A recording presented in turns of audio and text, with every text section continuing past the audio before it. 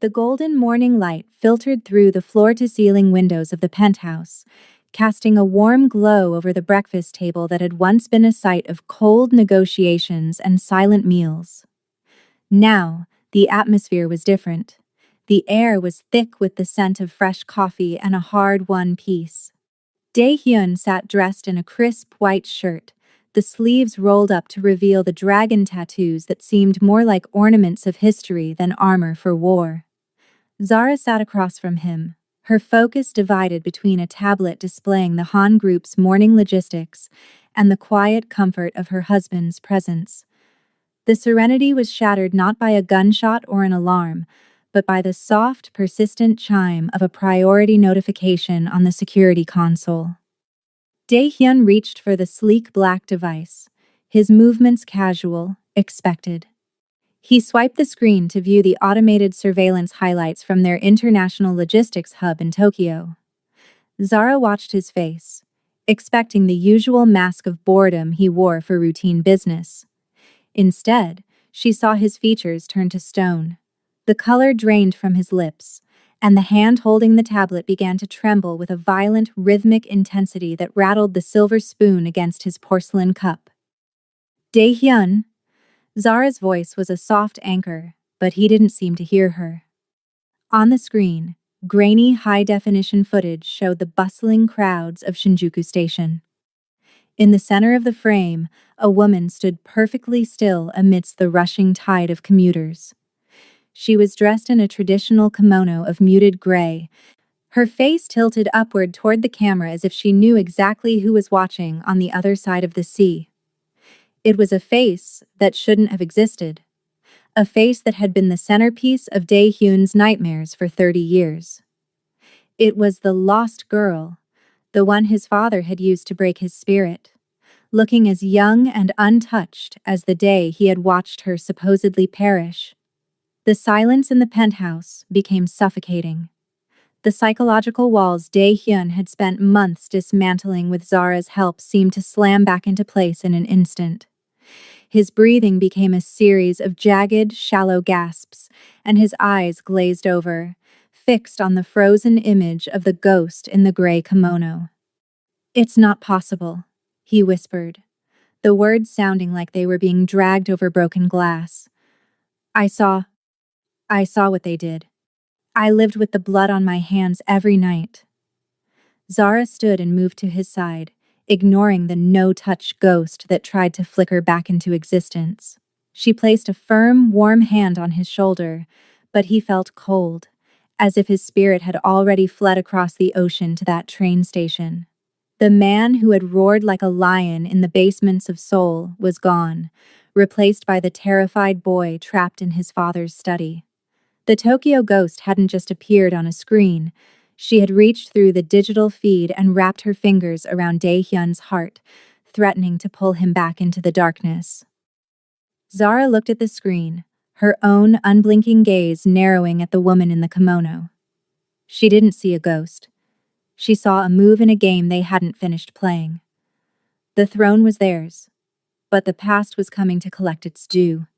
And Zara knew that this time, the enemy wasn't at their gates. It was inside Dae-hyun's mind. The transition of the Han Group from a feared shadow organization to a legitimate global logistics titan was no longer a dream. It was a daily, grueling reality that Zara shouldered alone while Dae-hyun wrestled with his ghosts. In the weeks following the Tokyo sighting, the penthouse had become a silent fortress, while Dae-hyun spent his hours in the dim light of the study, staring at frozen frames of surveillance footage. Zara stepped into the vacuum of power with a cold, terrifying efficiency. She swapped her silk loungewear for sharp, charcoal-tailored suits, her presence in the boardroom now a force that even the most seasoned lieutenants dared not challenge. The expansion into the European shipping corridors was her brainchild, a move designed to wash the syndicate's money through the clean, transparent waters of international trade. Zara stood at the head of the mahogany conference table, the morning sun glinting off the gold band on her finger as she pointed to a digital map of the Adriatic Sea. The men around her, once skeptical of the Maid Queen, now watched her with a mixture of awe and fear. She didn't lead with the threat of a bullet. She led with the threat of bankruptcy. She understood their ledgers better than they did, and she knew exactly which uncles were still skimming from the legacy accounts. "We are not just moving cargo," Zara said, her voice a calm, low vibrato that commanded the room's absolute silence. "We are moving the reputation of the Han name. Every ship that leaves Busan must be as untouchable as the law itself. If I find a single gram of illicit substance in our legitimate containers, I won't just fire the foreman, I will dismantle the family of whoever authorized the transport." The lieutenants nodded, the air thick with the realization that the woman beside the boss was perhaps more dangerous than the boss himself. She was unblinking, unfeeling when it came to the business, a mirror of the iron-willed protector Dae-hyun had been before the ghost in the kimono stole his breath. When the meeting concluded, Zara retreated to her private office, the door clicking shut on the world's expectations. The sovereign couple was a masterpiece of public relations, but the private reality was a strain that threatened to snap. She looked at the encrypted phone on her desk, waiting for a signal from the private investigators she had hired behind Dae-hyun's back. She was building a legitimate empire to give them a future, but she knew that no amount of clean money could buy back Dae-hyun's sanity if the Tokyo ghost turned out to be real. She walked to the window, looking out over the Seoul skyline. She had traded a brush and lemon polish for the keys to a global dynasty, but as she watched the sun dip below the horizon, Zara felt the weight of the crown. She was the one holding the line, the one ensuring the Han group didn't crumble while its king was incapacitated. She was the shield now, and as she picked up her pen to sign the next multi-million-dollar contract, she knew she would do whatever it took to keep the world from seeing that the man who ruled the streets was currently a prisoner of his own mind. The transition from the boardroom back to the blood-stained realities of the underworld occurred at precisely 4 in the afternoon. Zara was reviewing the quarterly projections for the Busan terminal when her chief of security entered without knocking, his face a pale mask of concern. In his gloved hands he carried a traditional Paulownia wood box, its lid charred at the edges. Inside lay a single scroll of vellum, thick and yellowed, sealed not with wax, but with a dried, brownish crust that smelled faintly of iron. It was a Ketsueki Sho, a letter of blood. Zara didn't wait for the translation. She took the box and marched straight into the dimness of Dae-hyun's study. The room smelled of stagnant air and expensive scotch. Dae-hyun didn't look up from the monitors. The blue light of the Tokyo surveillance feed reflected in his vacant eyes, making him look like a ghost himself. Zara slammed the wooden box onto the desk, the sound echoing like a gunshot in the silent room. "The ghosts aren't just on your screens anymore, Dae-hyun," she said, her voice cutting through his stupor. "They're at the front door?" Dae-hyun's gaze slowly drifted from the Tokyo ghost to the charred box. As he recognized the seal, the interlocking cherry blossoms of the Otagiri Yakuza, a flicker of life returned to his expression, though it was fueled by a cold, ancestral dread. He reached out, his tattooed fingers tracing the blood seal before he unfurled the scroll. The letter was a formal challenge, a demand for a debt of honor that predated Dae-hyun's birth. His father, in his insatiable greed, had brokered a secret deal with the Otagiri patriarch to stabilize the Han shipping lines 3 decades ago. The price had been a percentage of every hull that touched a Japanese port, a debt that had gone unpaid since the day Dae-hyun's father died. Now, seeing the Han Group's legitimate expansion into European waters, the Yakuza were calling in the interest. The letter stated that if the debt was not settled in person, the Otagiri would begin dismantling the legitimate ships, starting with the girl in the gray kimono. "It's a trap," Dae-hyun whispered, his voice cracking. "They know. They know she's the only thing that can pull me out into the open. They're using her to finish what my father started. It doesn't matter if it's a trap or a coincidence, Zara countered, leaning over the desk until she was inches from his face, forcing him to meet her unblinking gaze. They are threatening our empire. They are threatening me. If you stay in this room, you aren't protecting anyone. You're just letting them choose the place where we die. She reached down and grabbed his hand, the one still clutching the bloodletter. Her grip was firm, unyielding, a reminder of the alliance they had forged in the safe room. I've spent the last month playing the CEO so you could hide, but I can't play the boss. The streets only listen to one name, and right now, that name is on a Yakuza hit list. Get up, Dae-hyun, we're going to Japan. For a long moment, the only sound was the hum of the computers. Then, Dae-hyun stood. He was slow, his movements stiff, but the glazed look in his eyes was replaced by a sharp, desperate focus.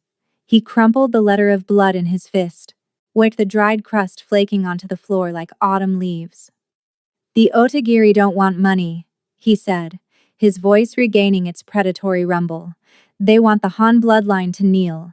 They want to see the son pay for the father's sins. Then let's go show them, Zara said, her hand still locked in his, that the son is a much more dangerous man than the father ever was.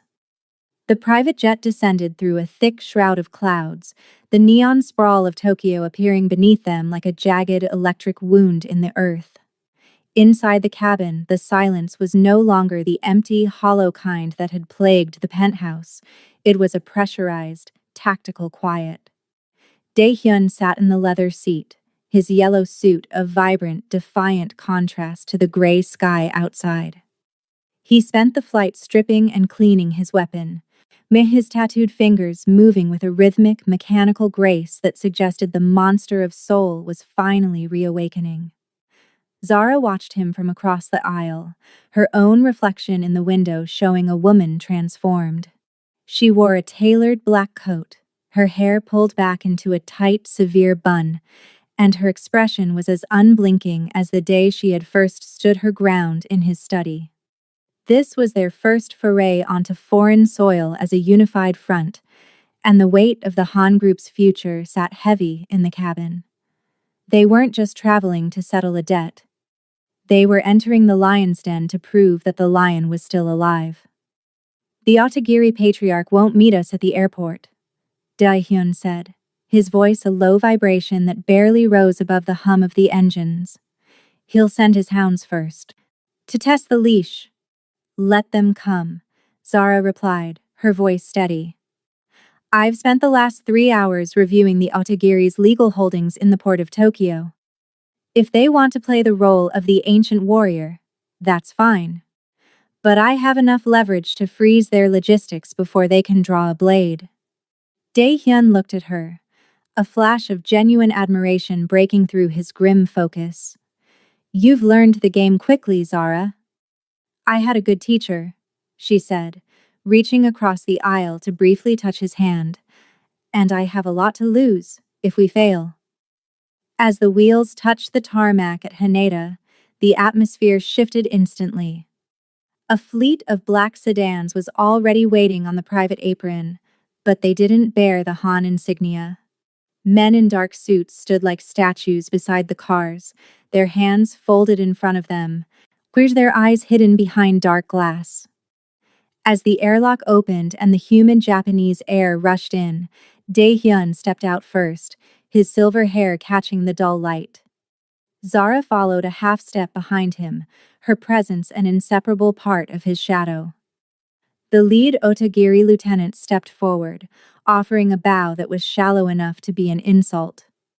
The Han bloodline has finally crossed the water, he said in clipped Korean. The patriarch expects you at the Shinjuku tea house, alone. I don't go anywhere alone, Dae-hyun countered, his hand resting comfortably on Zara's shoulder, his grip firm and grounded. My wife is the architect of our expansion. If you want to talk about the future of the shipping lines, you talk to both of us. Or you can explain to your patriarch why the docks go silent tonight. The lieutenant hesitated, his gaze flickering to Zara.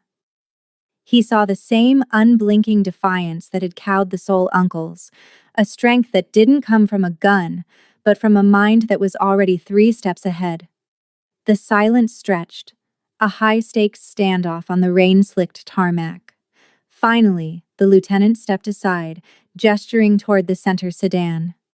As they slid into the back seat, the leather cool and smelling of cedar, Zara felt the familiar electric charge of danger. They were in the heart of enemy territory, surrounded by ghosts and gold-sealed threats. But as she looked at Dae-hyun, she saw a man who was finally breathing again. The no-touch rule was a dead relic of a past life. Here, in the belly of the beast, they were the only truth each other had. The Shinjuku tea house was a sanctuary of deceptive stillness, tucked away from the neon roar of the city behind high stone walls and weeping willows. Inside, the air was thick with the scent of tatami and ancient wood, a sharp contrast to the cold, metallic tension radiating from Dae-hyun. He walked with a stiff, predatory grace, his yellow suit looking like a flare of fire in the dim, paper-screened hallway. Zara remained a constant shadow at his side, her heels clicking rhythmically on the polished floor, a sound that grounded him every time the ghosts of his childhood tried to pull his focus into the dark. They were led to a private chamber, where the sliding doors opened to reveal a woman sitting perfectly still by a low table. She wore the gray kimono from the surveillance feed, her hands folded in her lap with a delicate, haunting precision. As Dae-hyun stepped into the room, he froze. Up close, the resemblance was shattering. She had the same high cheekbones, the same tragic tilt to her eyes as the girl from his father's study. To Dae-hyun, it was as if the blood had been washed away, and the past had stepped out of the shadows to demand an accounting. Dae-hyun, the woman whispered, her voice a soft, melodic echo that seemed to vibrate in the marrow of his bones. You've grown so much like him. The silver hair, the cold eyes. But I remember the boy who cried when the doors closed. Dae-hyun's hand flew to his throat, his breathing becoming shallow. The mirror image wasn't just physical. She was reflecting the version of himself he hated most. The helpless witness. Zara saw the shift instantly. She saw the iron-willed boss beginning to crumble into the guilt-stricken child. She stepped forward, in her hand sliding firmly into the crook of Dae-hyun's arm, her unblinking gaze fixed on the woman in the kimono. Memory is a fickle thing, Zara said, her voice a cool, stabilizing force, especially when it's being bought and sold by the Otagiri. Who are you, really? The woman didn't look at Zara. She kept her eyes locked on Dae-hyun, a tear tracking a slow path through her porcelain makeup. I am the consequence of your mercy, Dae-hyun. While you ran to Seoul to build an empire of ink and glass, I was left in the wreckage. I survived the guards. I survived the shame. And now I see you've found a new person to hide behind. Does she know? Does this maid know that everyone who stays close to you eventually pays the price for your cowardice? The words were a surgical strike. Dae-hyun flinched, his grip on Zara's arm loosening. The wedge was being driven with expert precision, the woman playing the role of the ultimate victim, casting Zara as merely the latest collateral in Dae-hyun's long history of failure. She knows everything she needs to know, Dae-hyun managed to rasp, though his eyes were clouded with the old, familiar fog. Does she? The ghost stood, her movements fluid and ethereal. She stepped toward him, ignored the barrier of the table. Can she feel the weight of the girl your father broke? Or does she only feel the weight of your gold? You're using her, Dae-hyun, just like your father used us. You've turned a maid into a shield because you're still too weak to stand alone. Zara felt the tremor return to Dae-hyun's frame. The psychological trap was closing. The woman was using his own self-loathing as a weapon, trying to make him believe that his love for Zara was just another form of his father's cruelty. Zara tightened her grip, her fingers digging into the fabric of his yellow sleeve. She didn't look at the ghost, she looked directly at Dae-hyun, forcing him to see the reality of the present over the hallucination of the past. "She's a mirror, Dae-hyun," Zara whispered, her voice low and fierce. "But she's only reflecting the lie your father told you. Don't let her steal the man I helped you become." The standoff in the small room was a battle of two realities. On one side was the ghost, a shimmering image of guilt and ancient pain. On the other was Zara, the grounded, gritty truth of their alliance. For a heartbeat, it seemed Dae-hyun might succumb to the mirror, but then his fingers found Zara's hand, and he squeezed back. The fog didn't lift, but the lion began to find his footing in the storm. The air in the Shinjuku safe house was stagnant, heavy with the scent of unwashed trauma and the sharp metallic tang of Dae-hyun's fear. While he sat in a dark corner, a man paralyzed by the ghost of a girl he thought he'd failed, Zara watched him with a heart that was hardening into a diamond. She didn't believe in ghosts, and she certainly didn't believe in the convenient timing of a 30-year-old resurrection. Her intuition, sharpened by years of navigating the predatory slums of Seoul, told her that the woman in the gray kimono was not a miracle. She was a masterpiece of psychological warfare. "Rest," Zara whispered to him, pressing a cool hand against his forehead. He leaned into her touch, but his eyes were vacant, fixed on the paper screens as if waiting for the shadows to move. "I'm going to coordinate with our security detail. We need to tighten the perimeter." It was a lie.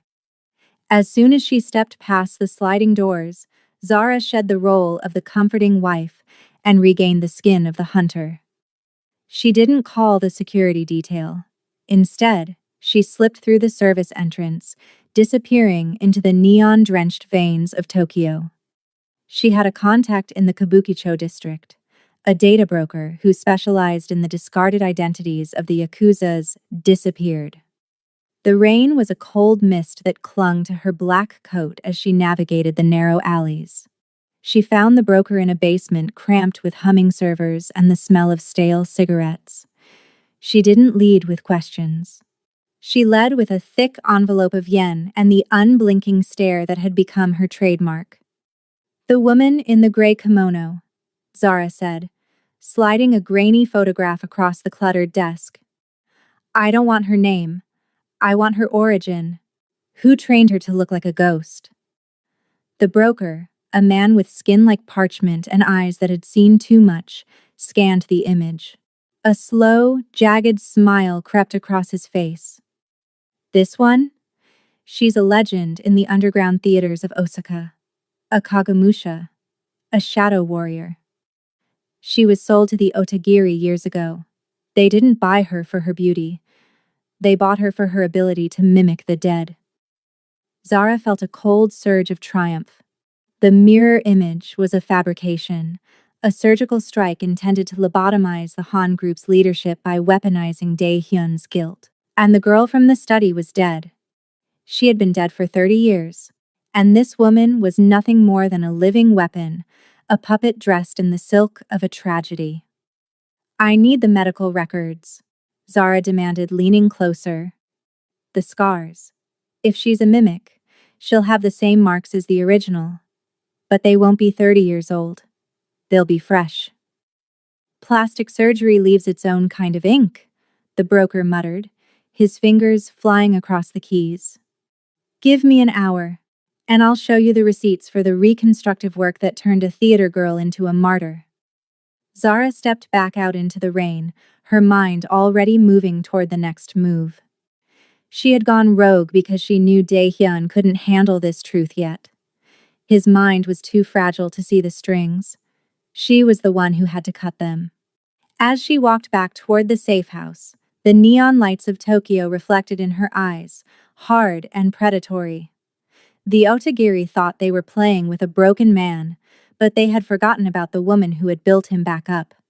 She wasn't just his shield, she was the architect of their downfall, and she was about to turn the ghost into a corpse. The silence in the Shinjuku safe house had become a physical weight, a suffocating pressure that seemed to drain the color from the room. Dae-hyun sat on the edge of the low bed, his yellow suit jacket discarded on the floor like a fallen banner. His breathing was shallow, his hands gripped so tightly in his lap that the knuckles had turned a porcelain white. The Otagiri were no longer attacking with blades. They were using the high-frequency hum of psychological warfare. From the street below, the rhythmic pulse of a single haunting melody, the same lullaby the lost girl had once hummed in the basement of his childhood, drifted up through the floorboards, a sonic tether to his greatest shame. Zara entered the room to find him staring at the sliding door with the hollowed eyes of a man already halfway into the grave. The psychological block hadn't just returned. It had evolved. He looked at her as she approached, but there was no recognition in his gaze, only a flickering terror that he was seeing another phantom. When she reached out to touch his shoulder, he recoiled, his body jerking back as if her skin were made of white-hot iron. "Don't," he rasped, the word barely a sound. "Your hands. I see the blood on them, Zara. Every time I look at you, the gray kimono turns red. My father was right. Everyone I touch ends up in the dark." The manipulation was masterfully cruel. The Otagiri were flooding the local frequencies with deep-fake audio and sending messenger after messenger to the door with small, sentimental tokens. A hair ribbon, a bowl of the specific rice porridge from his youth. Each item was a brick in the wall they were rebuilding around his mind. Dae-hyun was back in the silver cage, but this time he had locked the door from the inside. He was no longer the sovereign of soul. He was a prisoner of a manufactured memory, his body refusing to move, his voice refusing to command. Zara stood over him, her heart breaking even as her resolve turned to steel. She saw the way his pupils dilated with every note of that cursed lullaby drifting up from the street. He was being lobotomized by a ghost story. She knelt before him, not to comfort him this time, but to challenge the hallucination. She grabbed his chin, forcing his head up so he had to look at her unblinking, emerald-hard gaze. "Dae-hyun, look at me," she commanded, her voice a sharp, clinical blade that cut through the music. "The man I married isn't a coward who hides from a melody. The woman in that tea house is a lie. She is a puppet with fresh scars and a bought face. If you surrender to this, you aren't honoring the girl you lost. You're letting her murderers kill you too." He shook his head, a single tear tracking through the ink on his cheek. She knew the words, Zara. She knew the way the door sounded when it locked. No one could know that. "Information is just another commodity in this city," Zara spat, her frustration bubbling into a fierce, protective heat. "They are siege-breaking your mind because they can't break our empire any other way. They want you catatonic so they can walk in and take everything we've built." She stood up and walked to the window, ripping aside the heavy curtains to let the harsh, unforgiving neon of Tokyo flood the room. The blue and pink lights washed over Dae-hyun's trembling form, stripping away the romantic tragedy of the shadows. "I'm going to the Osaka summit," she said, her voice dropping to a dangerous, low vibrato. "I am going to end this. You can stay in this dark room with your ghosts, or you can find the man who burned down the uncles and stand beside me. But know this. I am not the girl in the kimono. I don't break. And I am not going to let you die for a ghost that doesn't exist." She didn't look back as she walked out. But the echo of her heels on the wood was a challenge that stayed in the room, a final lifeline thrown into the drowning depth of his mind. The air in the Osaka Grand Ballroom was thick with the scent of jasmine and the metallic tang of unspoken threats. Zara moved through the crowd like a sleek dark blade, her black gown shimmering under the crystal chandeliers. To the gathered elite of the Japanese underworld, she was the Ice Queen of Seoul, a woman who had allegedly usurped a broken king. She held her head high, her unblinking gaze scanning the perimeter while her hand rested over the hidden folder in her clutch. The proof that the woman haunting Dae-hyun was a surgical fraud. At the center of the room, beneath an arch of white lilies, sat the Otagiri patriarch, a man whose skin looked like yellowed parchment stretched over bone. Beside him stood the ghost, her gray kimono draped elegantly, her eyes downcast in a performance of tragic vulnerability. The room went silent as Zara approached the high table. There was no Dae-hyun at her side. She stood alone, a singular point of defiance in a room full of wolves. "You bring words, but no husband, Zara-si," the patriarch rasped, his eyes glinting with a cruel triumph. Perhaps the mirror has proven too bright for him to look upon. "I bring the truth, patriarch," Zara replied, her voice steady and resonant, carrying to the furthest corners of the hall. "And the truth is that you have spent a fortune on a lie. You didn't find a survivor. You manufactured an actress." The woman in the kimono looked up, a tear shimmering in her eye. "Dae-hyun knows my heart," she whispered, her voice trembling. "He knows the scars. He knows the scars his father gave a 12-year-old girl," Zara countered, stepping closer until she was inches from the ghost. "But he doesn't know about the laser revision surgery performed 4 months ago in a private clinic in Roppongi. He doesn't know that your memories were fed to you through a neural link script by a disgraced theater director." Zara whipped the medical records from her clutch and slammed them onto the table. The patriarch didn't flinch, but the ghost's expression shifted. The sorrow in her eyes didn't fade, it sharpened into something jagged and predatory. The performance was failing, and as the lieutenants leaned in to see the evidence, the mirror finally cracked. "You should have stayed in the kitchen, little maid," the ghost hissed, her voice losing its melodic lilt and turning into a cold, clinical rasp. The movement was almost too fast to see. The woman reached into the wide sleeve of her kimono, not for a handkerchief, but for a ceramic needle gun, the weapon of a professional assassin. The gala was never about a debt of honor, it was an execution. The Otagiri hadn't just wanted to break Dae-hyun's mind, they wanted to use his distraction to erase his legacy. Zara didn't scream. She had spent years anticipating the moment the world would try to take what was hers. As the ghost leveled the weapon, Zara lunged, her training in the slums of Seoul coming to the surface in a burst of raw, unrefined violence. She grabbed the woman's wrist, twisting with a strength fueled by months of protective rage. The ceramic needle hissed past Zara's ear, shattering a champagne flute behind her. "The ghost is dead," Zara growled, pinning the woman against the table, the lilies scattering like falling snow. "And you're next." Suddenly, the heavy oak doors of the ballroom burst open.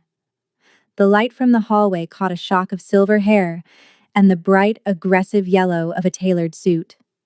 Dae-hyun stood in the threshold, his breathing heavy, his eyes no longer clouded by the fog of the past. He looked at the chaos, at the assassin in his father's tragedy, and finally, at the woman who had fought to keep his throne warm. The mental siege had broken. The lion was in the room, and he was no longer looking for a ghost. He was looking for blood. The crash of the oak doors was still echoing through the ballroom when the first shot rang out. Dae-hyun didn't hesitate. The paralysis that had chained him to the safe house floor had been scorched away by the sight of Zara's life in the crosshairs. He moved through the crowd not like a man haunted, but like a force of nature reclaimed. His yellow suit was a streak of lightning against the drab black of the Otagiri's shock troops. Before the assassin in the gray kimono could realign her ceramic needle gun, Dae-hyun was there, his hand clamping over hers with the crushing strength of a man who had finally decided to live. "The girl in my father's room had no choice," Dae-hyun growled, his voice a low, terrifying vibration that seemed to silence the entire hall. He twisted the woman's arm back, the ceramic weapon clattering to the marble. "But you chose this. You chose to wear a dead girl's skin." The assassin hissed, a hidden blade sliding from her sleeve. But Dae-hyun was no longer the boy who watched from the shadows. He parried the strike with his forearm, the steel biting into his skin, but he didn't flinch. He didn't see the blood of the past anymore. He saw the blood of the present, and it was his to spill. With a singular, focused roar, he drove his shoulder into the woman, sending her crashing through the table of lilies. The Otagiri patriarch signaled his men to close in, but the lion was already in their midst. Dae-hyun fought with a raw, unrefined violence that bypassed the clinical training of his rivals.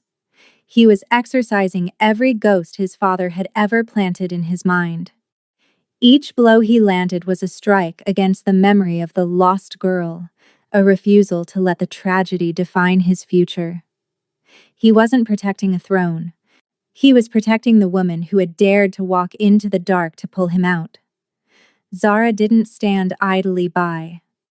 As the Otagiri guards lunged, she used the chaos to her advantage, wielding a heavy silver platter as a shield and a weapon, her unblinking gaze never leaving Dae-hyun's back. They moved in a lethal, unspoken synchronicity, a sovereign couple born in a safe room and tempered in a bloodbath. When a guard tried to flank Dae-hyun, Zara's heel found the man's knee, and Dae-hyun finished the job without even looking behind him. He trusted her completely.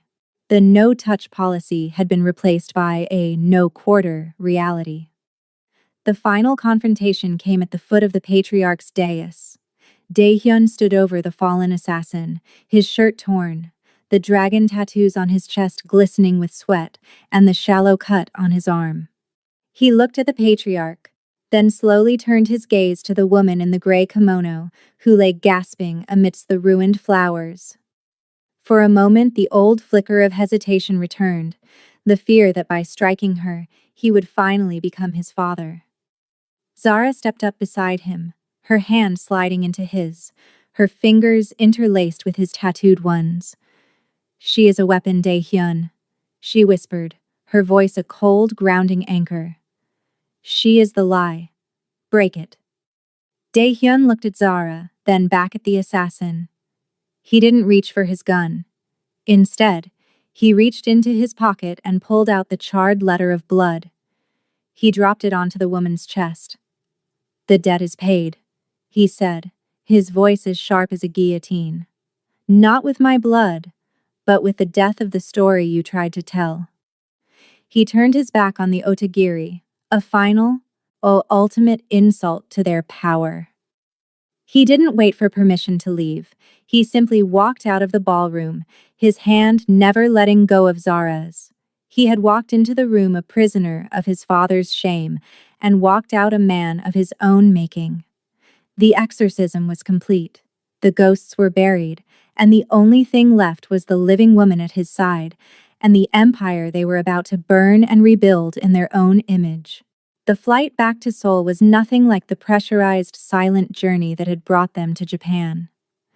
The cabin of the private jet was bathed in the soft, amber glow of a setting sun, and for the first time in his life, Dae-hyun didn't feel the need to fill the silence with the sound of cleaning a weapon. He sat with his eyes closed, his head resting back against the leather, his hand firmly entwined with Zara's. The yellow suit jacket was draped over a chair, its brightness a lingering spark of the fire they had just survived. He was tired, but the exhaustion was clean, the heavy, rhythmic rest of a man who had finally put his ghosts to bed.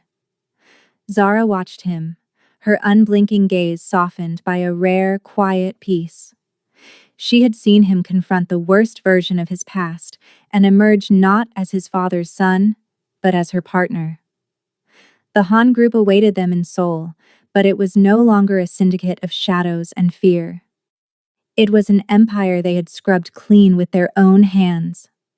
As the skyline of the city appeared through the clouds, a sprawling grid of neon and glass, it didn't look like a cage anymore. It looked like a garden. They returned to the penthouse not as a boss and his contractor, but as a sovereign unit. The staff moved with a new kind of reverence, sensing the shift in the atmosphere. The no-touch policy was a memory so distant, it felt like it belonged to another lifetime. That evening, as they stood on the balcony overlooking the Han River, the wind was cold, but the heat between them was undeniable. Dae-hyun wrapped his arms around her from behind, pulling her back against his chest, his chin resting in the crook of her neck. "The line was always supposed to be cold," he whispered, his voice steady and deep. "My father wanted a dynasty of ice. He thought feeling anything made us weak." Zara turned in his arms, her hands coming up to rest on his chest, right over the heart that beat with a vibrant, rhythmic strength. She looked up at him, her eyes reflecting the city lights like twin emeralds. "Your father was a man who only knew how to build walls, Dae-hyun. He didn't realize that the strongest foundations are the ones that can breathe." She took a slow, deliberate breath, her smile small but radiant. "The line isn't cold anymore, Dae-hyun. I went to the clinic this morning, before we left Osaka." Dae-hyun stilled, his gaze searching hers with a sudden sharp intensity. The world around them seemed to fall away, the hum of the city fading into a distant murmur. "I'm pregnant," she said softly. The silence that followed wasn't the suffocating void of the safe room or the paralyzing dread of the tea house. It was a golden, expansive silence. Dae-hyun's hands trembled, but it wasn't the tremor of trauma. He dropped to his knees, his forehead pressing against her stomach, his silver hair catching the moonlight. He let out a breath he seemed to have been holding since he was 12 years old. A long, shuddering exhale that carried away the last remnants of the Han family's curse. The legacy of the Han group was no longer written in the blood of debts or the ink of a contract. It was being rewritten in the light of a new life. As Dae-hyun held her, the monster of Seoul was finally gone, replaced by a man who knew exactly what he was fighting for. The dynasty was no longer a burden of the past. It was a promise to the future. They stood together at the edge of the world, no longer afraid of the dark, for they had finally learned how to carry the light.